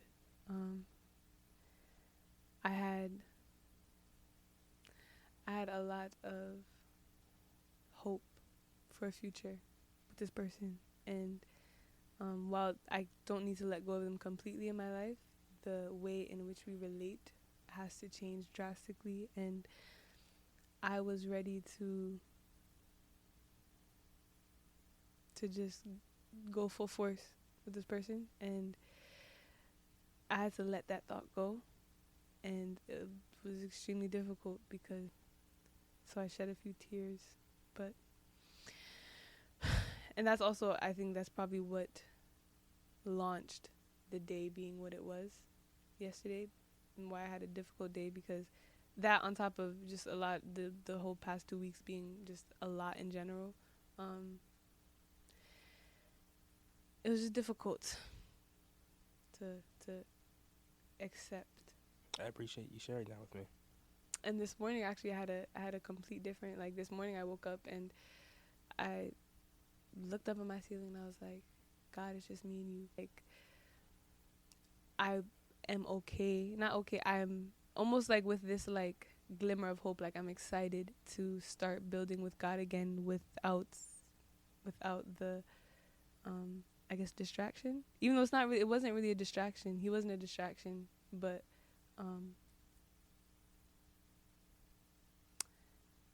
I don't know. It's just I was like, God, it's just me and you again, and I have to accept that, and I think I'm starting to, because I have to, and I have no other choice. But yeah, so that's the last time I cried. Well, outside of Encanto. Thank you for sharing. Yeah. Well, I'll say you're a dope person. You're goofy as hell. So when you keep building within yourself, like you said, I'm sure purpose will find you as long as you keep moving in yours.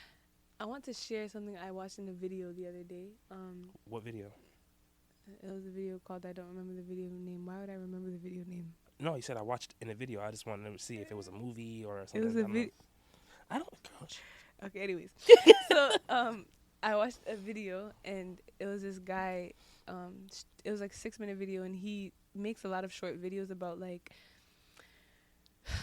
psychology related, like how to get over trauma. So some random stuff, topics that people might be interested in.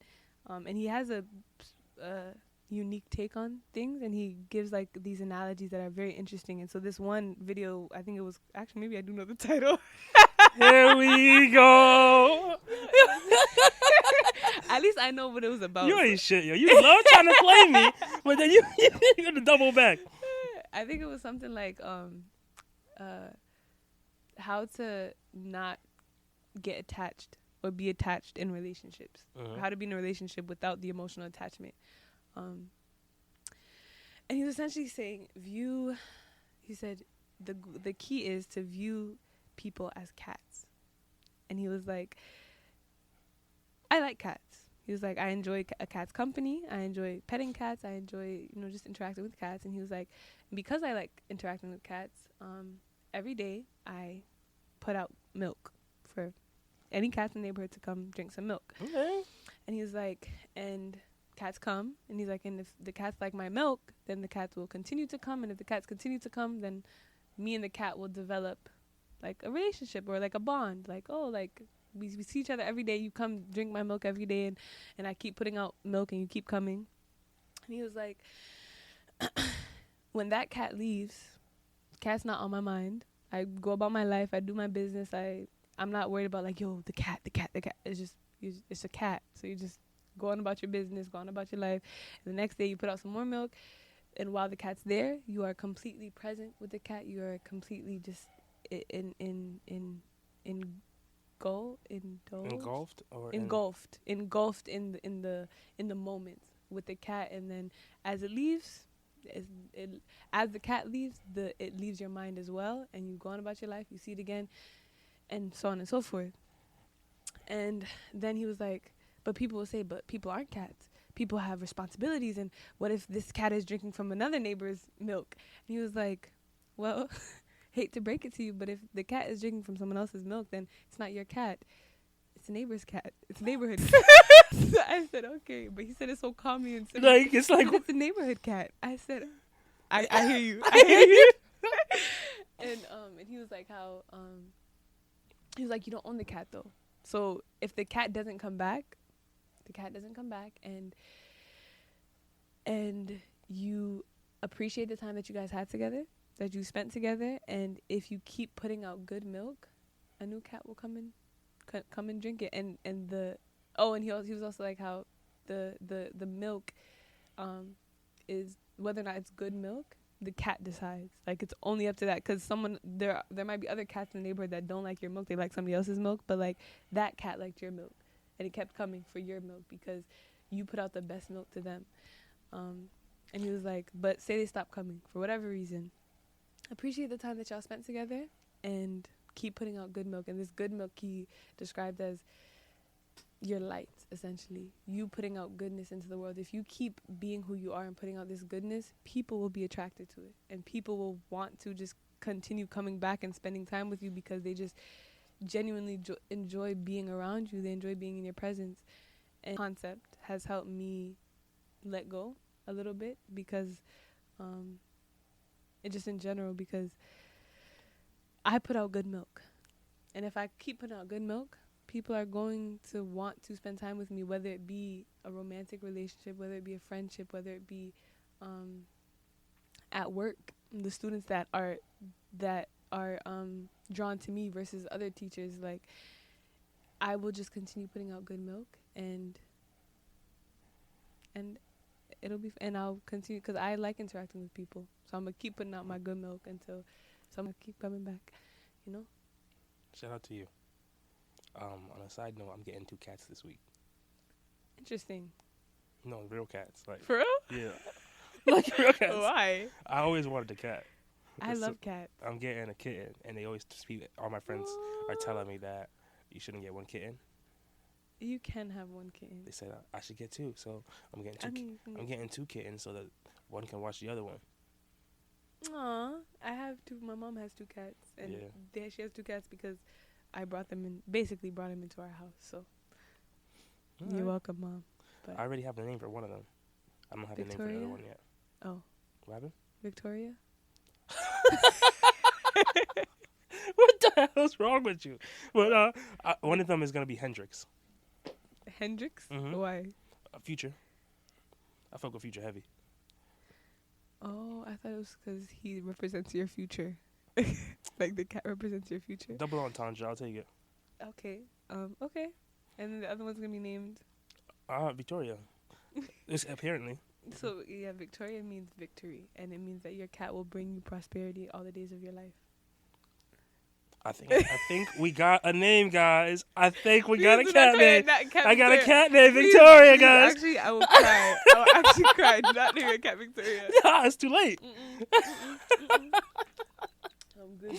That's funny. That's such a straight Victoria. It's a whole human. It's a whole government name. Victoria, come, Victoria. No, it's okay. That's why people they dog named Franklin.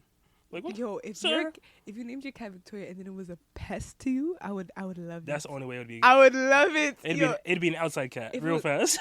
I'm just kidding. Sick in the head. Yeah, sick. Shoes up or if it scratch your couch.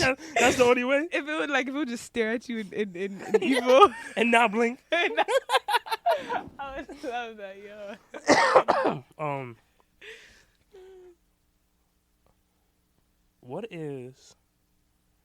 Well, actually, before I ask this question, who or what in your life makes you smile? My kids. Oh, sorry, my students, because, guys, I don't have children. No, but as any educator or somebody that works with students, know your students are your kids. No, yeah, but, like, I've said that in public before, and people be like, oh, like, you have kids? And I'm like, I don't have kids. I have children as well. We share them. I see them. Actually, you know, people say, like, we share. Talk about it. We see them more than, like, they see them sometimes, but realistically, I only see them for an hour because I only have them for one period. Oh, all right. So You the flipped it on me. school- You the flipped it school- on me. No, but see, I think about that because I'm like, I truthfully only see these kids an hour. Some of them I see more because like I'll see them after school or like, but it's still at most 2 hours a Yeah, day. I respect that, but because I don't teach, and my office is just in the school, I see them all day, like, and then after school. So like sometimes I see the same kids, and I probably saw you for like 3 or 4 hours that day. Yeah, not me. But anyways, my students definitely make me smile. My friends, whenever I call them, because most of them don't live near me, calling them on FaceTime, talking to them makes me smile.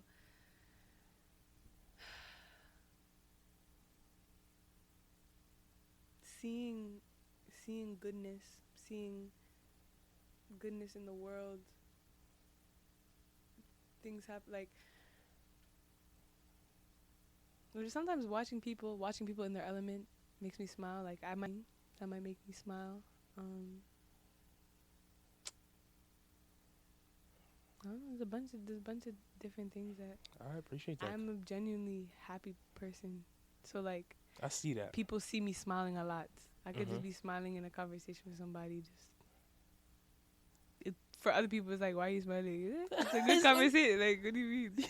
Why can't I smile? No, right? I just started off had a conversation with you, and then you just start smiling, and I'm like, no, but I'll be laughing. What the fuck are you talking about? I'll be laughing for a reason, though. I'll be laughing for a reason. I'll smile for a reason. But yeah, and I for instance, the other day, I don't have it on me. I wish I did. Right. Like it's a clown nose. Okay. You just carry around a clown nose with you. I just want to be transparent about that. Okay, that's what you do, right? No. Very fitting. I bought it like last week. I think I saw it at Walgreens and it said Red Nose Day. I don't know what Red Nose Day or when it is, but it was $1. I said I need this, so I bought the clown nose. And that day, like I'll be having a conversation with somebody, I'll turn around for a second to like pay, like they'll turn back or I'll turn back, and they'll be like, "Yo," and they'll just start dying, laughing. And like you're mad fucking funny. And like I would have done that. And even yesterday at the poetry thing, like I was having a deep conversation with somebody. And then I just took out my clown nose and they were looking away and I was like and just nodding my head. Yo, but like I love being able, like if I can do that, if I can bring a smile to somebody else's face, that's what like then makes me smile. That's what makes me like happy. One thing I'll say is that this year I really feel like before I used to feel like I needed to separate like work and home and personal, all this other stuff, but like I really put an emphasis on just like trying to be myself in every facet, right?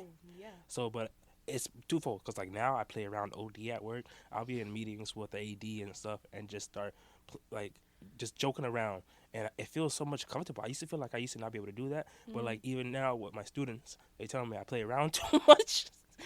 But this is who I am, and all my relationships have been 10 times better than ever.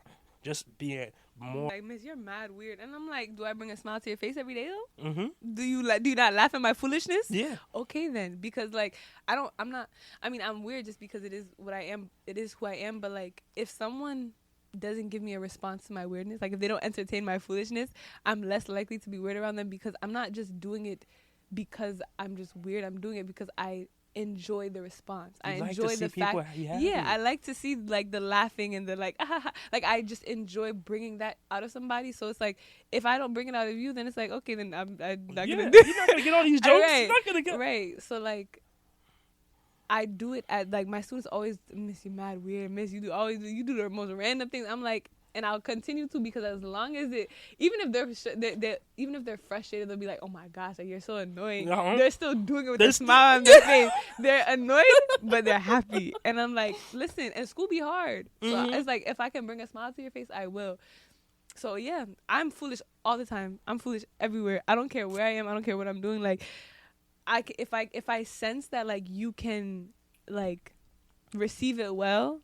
And that's what I do need to work on, though. I do need to work on being more, because I enjoy conversation so much. If someone that isn't receiving my foolishness well, I'm likely not going to continue. Yeah. Not only because I don't want to look like a fool, but also because I want you to feel comfortable in our conversation. Yeah, and your sense of humor might be different where this might offend you. And Yeah. I'll read that in the beginning.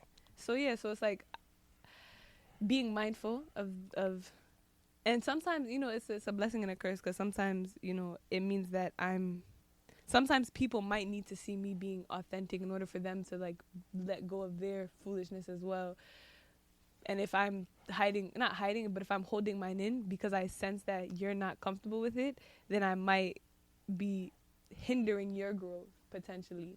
That is true. But so that's what I'm saying. It's some people are just themselves wherever they go, and I see that. Sometimes I see that, I'm like, yo, I wish I could be that. I wish I could just let go and let loose wherever I am, like no matter. And sometimes I can't, and sometimes it's a good thing, because some people will receive me well because of it, because I'm more mindful. But then sometimes it's a bad thing, because sometimes people need that to step outside of themselves and to step into themselves. But it's like people can learn 3 different ways, right? Let's say people can learn 3 different ways. You don't have to be the person to teach them all 3 different ways. True. But it's also, it's difficult. True. I was gonna say it's difficult to have to be mindful all the time. Like, I think it's sometimes easier, like the people who just let loose and they just do it because that's who they are, and they let loose around all people. It's easy. Maybe it's not easy, but it's who they are, so it's what they do, and so it's like it's easy for them to just. Maybe they try to be more mindful about what they say around who, but like they have to actively try. I don't have to actively try. Like it's easy for me to just be, oh yeah, maybe, yeah. It's not that difficult for me to. It comes naturally. Like I'll read somebody, I'll read a situation, and then I might act accordingly, or, but it's not difficult. So yeah, you're right. I don't have to be the one to show them. But I also want to teach them that as well. I want to show. I guess because like a good amount of them do, or even just if it's a few of them, like those are people over there. That's enough that's enough response for me to continue doing it, and then potentially to teach the other kids like it's okay to act a fool in public. Does that make sense? So I'm teaching some of them, like I'm actually engaging with some of them, and the other ones, I'm just being a fool and they're just witnessing it, and it is it's what like, it is. What the? It's not embarrassed. It's like, no, this is just who I am. There was a picture on my white. I'll try to explain this as much as I can on the podcast. But there was a picture on my slideshow, and it was like of a person. It was the top view of a person on their laptop and with a mouse. So like they were like moving the mouse and their hands were typing on the keyboard or whatever. But it was just a picture. So it was a frozen picture. Their hand on the mouse, their hand on the keys, right? And the picture was projected on the smart board, and the kids were just writing notes. And so I was just standing there, so I was like, So I knelt in front of the whiteboard, and I put my hand on the person's hand and my hand on the other person's my 2 hands on the person's hand, and I started moving the mouse around and typing on the keys, and they were just laughing about it. And I was just it was just a random thought. It's like you just let it play through. Yeah, I was just like, what's she doing? Not like, what is she doing? And it was enough to make me like, I brought a smile to somebody's face. I should be a comedian at this rate. Like, clearly, just stop. Let's stop you while you're ahead, okay?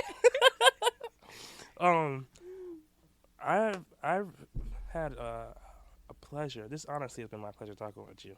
Like You're welcome. You're definitely good people. And hopefully, I know you don't drink.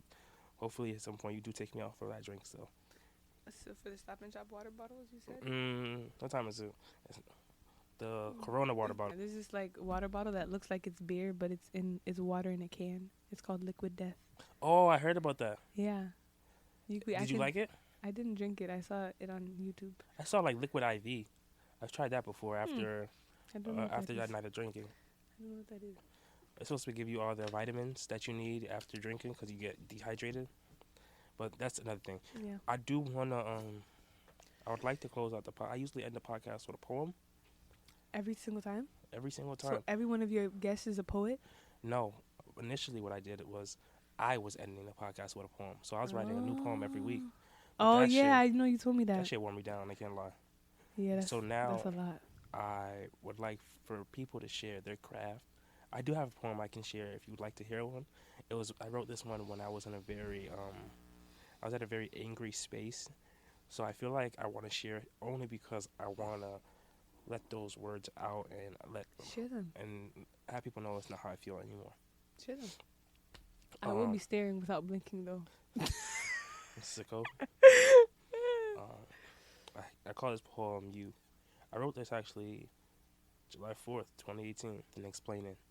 You push, expecting me to pull. Those are habits that need changing. When confronted with tension, you claim I'm always about facing. All the times I hesitate, you crawl under my skin, like the space was vacant. Like a bitch waiting for a treat, you see me bubbling and can't wait to taste it. My veins are bulging, my heart is racing. A couple deep breaths, then again I attempt to hear your explanation. Just for you to claim I'm being facetious. Only if you heard the flippant remarks I keep in. Don't burden me with your self-destructive tendencies when I'm more into healing. You belong in Madame Tussauds, the way you never show your real feelings. You tell me read between the lines like there's a clarity and double meaning. Call it insanity or deja vu, the way this scene keeps repeating. Mm. Mm. But I no longer feel that way. I think it took a lot of growth and being able to express myself in a real way. That's what I talked about on Friday too. Just finally being able to express how I feel and it being okay. Because being somebody that, and you can tell me if you speak to this, is this speak up. Being somebody that enjoys seeing people happy, I also don't like to see people sad, and I'd be the person that would get the short end of the stick without anybody else really being aware because I would be the person that bears the burden. I am an emotional being, Mm-hmm. and I someone else I saw this somewhere, but she was saying how like women can because they're emotional beings sometimes they can get addicted to emotion, and that's why they sometimes like tumultuous relationships because like they're on a roller coaster of emotions. I disagree. I hate that, but um, sometimes like for instance when I cried in Encanto, I love movies or poems or really any type of art that can bring emotion out of me because that means that it's really hitting somewhere deep. I enjoy expressing that type of emotion. Some people don't like crying. If I'm crying because, um, not even just in general, I crying is a means of expressing emotion. So it's good to release for me. But like, um, if someone is crying in front of me, for instance, and I'm witnessing it, one, I don't necessarily, okay, I will feel sad. Like, I'll feel what they're feeling, and I may get emotional as well, but it's not a bad sadness. It's not like I don't like that this is happening right now. I don't like witnessing this right now. I actually love the fact that I was able to witness the sadness or whatever. The fact that they were comfortable enough to be that vulnerable with me, to express that type of emotion with me, because people will hold that into hold whatever it is until they can't take it anymore, and they will either end their life, cut themselves, hurt themselves. But the fact that I was able to be an intervener in that process before you get to the point where like you can't take it no more, you came to me, or you shared this with me, or I happened to be there and you shared this with me. I praise God for that. So it's a moment of gratitude, but also a moment of gratitude because I can then pray for them, or because I can then speak life into them. Like if they'd never shared it with me, it's like they would have dealt with that alone, and I could have been like, yo, you are amazing. You are an incredible human being. You have there is no grounds for what you're saying. While it may feel real, there's no truth behind what you're saying. It's a lie that has been taught to you and that you've believed, and you are so, like, whatever it is that they're feeling, I can then, hopefully, God willing, I have the right words to say, but like I can speak, especially with my students. Like for my friends too and for other people, like I live for those moments. I live for the moments where somebody can come to me with their pain because like I'm doing something. Like I actually, interestingly, I had a conversation with a teacher recently, and I was telling him like last year we also had a suicide happen last year in our school community. she didn't attend our school anymore, but she used to that year. Like she changed schools, but like it was that same year. So like all of her friends and I taught her for a little bit. So like she was a student of mine, and um, we so that especially that grade, and it was a grade that I taught. So like that grade dealt with a lot of pain and grief, and because suicide was like on everybody's mind, I happened to speak to so many students, like more I can count them, but more than I can count on one hand, about suicide and depression and their suicidal thoughts. And while it was very difficult, and I went home crying and went home in tears, multiple different days, I this year I haven't had the opportunity, or I haven't those moments haven't come up as much, where students have come to me with, and I started to question, like, am I putting myself out there as a safe space for them? Like, am I doing something wrong? Like maybe, or maybe there's still the it's a different group of kids, and maybe the last year group of kids, there was a lot going on, and I think the teachers, we happened to make them feel like we were their seatbelts on the craziness that happened that year. And so maybe that's why they felt, there was this, when you go through something with somebody, you feel safer with them, that you tend to. And because this was just like a normal school year with these kids, like maybe they don't feel like I'm a safe space for them. I started to question, like, do I need to be more in their business? Like, yo, are you okay? Making sure that like they know, like, yo, I'm here for you if you need to. And I tell them that still, but like maybe because I was focused too much on the academics and holding them up to this high expectation, they think that I'm less understanding when it comes to personal problems or personal issues. And I don't know. I truly don't know. But I was having this conversation because I was like, I'm kind of sad about the fact that they're not bringing their sadness to me. Like I wish they would. I wish they would bring me their pain, because I will talk to you about, and I'd rather you come to me and talk about it, while it will bring sadness out of me. Like I will feel what you're feeling, and I'll feel sad as a result. It's not a sadness. I don't know how to explain it, but it's not a sadness that I don't want to feel. It's different when it's my own pain that I'm experiencing versus when I see other people sad. I'm not necessarily, like, it doesn't make me, it makes me sad, but not in a bad way. What do you do when you find yourself overwhelmed? I cry. That's it? Well, when I am overwhelmed, okay, it depends. There's times when like I'm too overwhelmed to even cry, and I'll like squeeze something, or I'm not violent, but like I need to like release the thing. So I might scream, not scream like a blood, what's the word? I don't know what the word is. Like a life-threatening scream, but like I'll like release sound, or like I need some way to like release whatever's pent up. Was it blood shrieking? Was that blood the word? shrieking? Maybe. I don't know. It was in my head. I don't know. Maybe I think that's it. Blood curling? I don't know. Listen, I'm a math teacher, but not that type of scream. Not to where like someone's gonna come and check on me, like, yo, you good? And I'll do it like maybe outside or somewhere where like not in a house.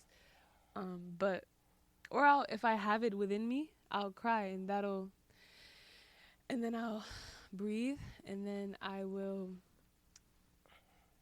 And it depends if I have control over why I'm so overwhelmed. Like for instance, while I was a teacher for for that first year, I had no control over the fact that I was so overwhelmed, and that because of that, like I realized I was overwhelmed, and I was like, I will be overwhelmed for this next year, and I had to sit with it. I had to sit with it every single day, and that was I'm not gonna lie, that was that year, and my perseverance through it was probably the proudest moment of my life, because I was miserable, and yet I woke up every day and went to work. I woke up every day, and I barely took time off. And I just woke up every day, went to work, came home, lesson planned, went to work. And I did not want to do it a single day. And I did not want to go to work a single day, but I was like, I have a job to do, and I've agreed to do it, and I'm going to do it, and I'm not going to leave these kids high and dry. And then I ditch them. Then they really gonna feel like, if Miss DeHart can't even stay, who would stay for us? Yeah. You know? And Damn. so it depends. It depends if I'm overwhelmed, and like, cause So the other day, like I was, for the people on this podcast that are listening, we did a fashion show, and I decorated for it, and I had a week and a half to come up with a vision and then implement the vision and execute the vision for everything to be whatever. And it was a lot of work, and every day after work, I also had a wedding within that time and I realized very early on that I was overwhelmed and that it was a lot, but I was like, I'll be overwhelmed for this short period of time, and I just need to go throughout every day. And it's not that I was looking forward for it to be done, because I don't like waiting for happiness, but I was just like, I'm just going to live every day. Just on a day-to-day, just not even getting through every day, but just like living every day. And then when the next day comes, and I just live that day too. But there's times in the past where I realized, like in college or different things, where I realized I was overwhelmed, and I realized it was because I was doing too much. I'd be like, okay, I need to cut down on work, or I need to not do this as much, or I need to do this. Like, I would make intentional changes so that I wouldn't be as overwhelmed. So I only want to ask this then. No, I want to ask this. I want to tell you this. For the sake of, because I view you as a friend. Mm-hmm. And please pay attention to how much you're crying, because it seems like that's how you release. And if you realize you're crying too much, you might be doing too much. Doesn't happen often. I have to let somebody go. Tears are readily accessible to me. I can access them easily, but the way I access them is not always the same. Like I was getting emotional watching my kids, not perform, but like watching the other performers and seeing how much they were taking in. Like that was an emotional moment for me, because I was like, yo, I brought them here, and I was so grateful and so proud. But